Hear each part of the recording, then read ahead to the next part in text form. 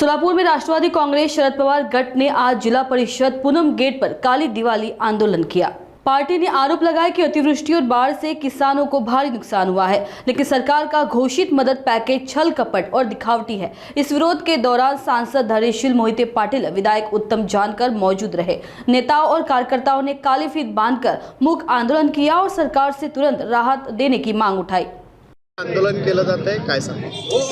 आज राज्यभर राष्ट्रवादी काँग्रेस पक्ष, शरद पवार पक्षाच्या वतीनं आदरणीय सुप्रियाताई जयंत पाटील साहेब आणि शशिकांत शिंदे साहेबांच्या नेतृत्वाखाली प्रत्येक जिल्ह्याच्या मुख्यालयाच्या ठिकाणी काळी दिवाळी शेतकऱ्यांसाठी आम्ही या ठिकाणी शासनाचा निषेध करतोय। काळी दिवाळीच्या माध्यमातून जे शासनाने पॅकेज जाहीर केलेलं आहे, या पॅकेजमध्ये शेतकऱ्यांचं घोर निराशा झालेली, मोठ्या प्रमाणावर अतिवृष्टीनं व पुराने महाराष्ट्रामध्ये नुकसान झाले। सोलापूर जिल्ह्यात सुद्धा अतिवृष्टी व पुराच्या संकटाने मोठ्या प्रमाणावर नुकसान झाले।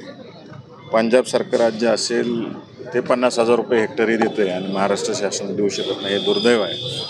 त्याच पद्धतीनं अनेक लोकांच्या विहिरीमध्ये गाळ साचलेला आहे, त्या गाळ काढण्यासाठी किमान 4,50,000 रुपये हेक्टरी त्या ठिकाणी खरडून गेलेल्या जमिनीसाठी द्यावेत। एक उदाहरण म्हणून मी तुम्हाला फोटो दाखवतो। माढा तालुक्यातलं केवड गाव आहे, या शेतकरी जमीन एवढी वाहून गेलेली, म्हणजे जवळजवळ 8-10 फूट माती निघून गेलेली आहे। सरकारच्या ह्या अल्पशा मदतीमध्ये या शेतकऱ्याचं नुकसान काय भरून निघणार आहे?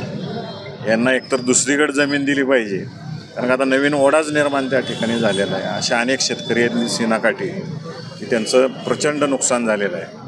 त्यासाठी शासनाने भरीव निधीची तरतूद केली पाहिजे। गाळ काढण्यासाठी सुद्धा 1.5 लाख रुपये दिले पाहिजे, कारण का अत्यंत तुटपुंजी अशी मदत शासनाने जाहीर केलेली आहे। त्याच पद्धतीनं जनावरं घेण्यासाठी आज सोलापूर जिल्ह्यात कुठेही गेला तर 70,000च्या खाली जनावर मिळत नाही। आज जनावरासाठी सुद्धा सोलापूर जिल्ह्यातला बाजार अत्यंत चांगला समजला जातो। जातीवंत जनावरं या ठिकाणी मिळतात, तर किमान 1 लाख प्रति जनावर या ठिकाणी मदत शासनाने दिली पाहिजे। विद्यार्थ्यांच्या शालेय फी माफ केल्या पाहिजे आणि शेतकऱ्याला हातभार लावला पाहिजे। त्याच पद्धतीनं शेतकरी उद्ध्वस्त झाल्यामुळं शेतमजुरांचं सुद्धा मोठ्या प्रमाणावर या ठिकाणी नुकसान झालेलं आहे। जोपर्यंत बळीराजाला ताकद शासन देणार नाही, तोपर्यंत हे त्याच्यावर जगणारे शेतमजुरांना सुद्धा मोठ्या समस्येला तोंड द्यावं लागते। त्यासाठी राष्ट्रवादी काँग्रेस पक्षाच्या वतीनं पवारसाहेबांच्या मार्गदर्शनाखाली आम्ही सर्वजण आज हे आंदोलन करत आहोत।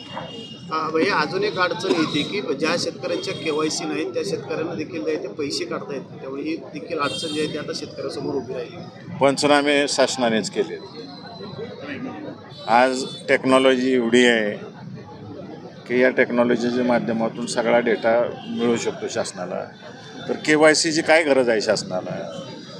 मदत करायची असती तर हे अटी शर्ती घालत बसणार नाही शासन, सरळ हाताने मदत करेल। कारण का त्यांची माणसं फिजिकली ग्राउंडवर फिरलेली आहेत, तलाठी फिरलेले आहेत, कृषी अधिकारी फिरलेले आहेत, पशुसंवर्धन अधिकारी फिरलेले आहेत, प्रत्येक शेतकऱ्याच्या दारात जाऊन।